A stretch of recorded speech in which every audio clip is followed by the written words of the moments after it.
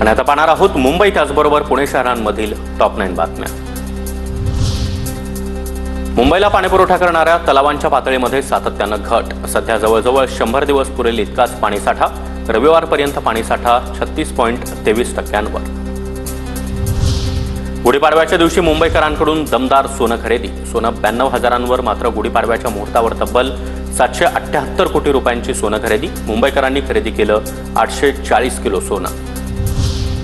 मुंबईच्या जे रुग्णालयाच्या शिरपेचामध्ये अजून एक मानाचा तुरा। जे रुग्णालयाच्या डॉक्टरांचा अमेरिकेमध्ये सर्वोत्कृष्ट आंतरराष्ट्रीय व्हिडिओ ऑब्स्ट्रॅक्ट पुरस्कारानं सन्मान करण्यात आला।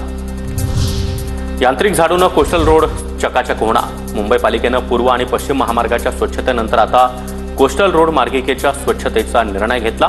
3 मोठ्या आणि 2 छोट्या इलेक्ट्रिक यांत्रिक झाडूंचा वापर केला जाणार।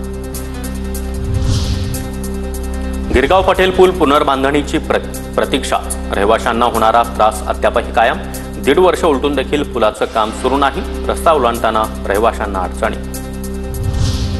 पुणे विमानतळाचा यंदाचा उन्हाळी हंगाम जाहीर। नवीन शहरांसाठी विमानसेवा जाहीर झालेली नाही, तसंच विमानांच्या वाहतुकीत देखील वाढ नाही। विमानतळाचं नवं टर्मिनल पूर्ण क्षमतेनं सुरू झाल्यानंतरचा हा पहिलाच उन्हाळी हंगाम।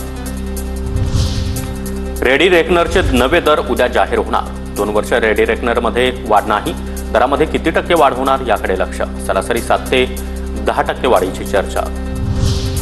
सुविधा न देणं पेट्रोल पंप चालकाला महागात पडलं। पुणेकरांची थेट पेट्रोल पंप कंपनीकडे तक्रार, तर कंपनीनं पडताळणी करून पेट्रोल पंप मालकाला 60,000 रुपयांचा दंड ठोठावला।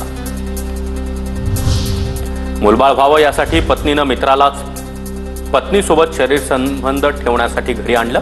पुण्यामधील धक्कादायक प्रकार समोर, दोघांवर गुन्हा दाखल।